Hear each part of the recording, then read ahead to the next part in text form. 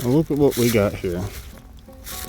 Looks like this tree, yep, is split straight down the middle. Left a little spike out the top.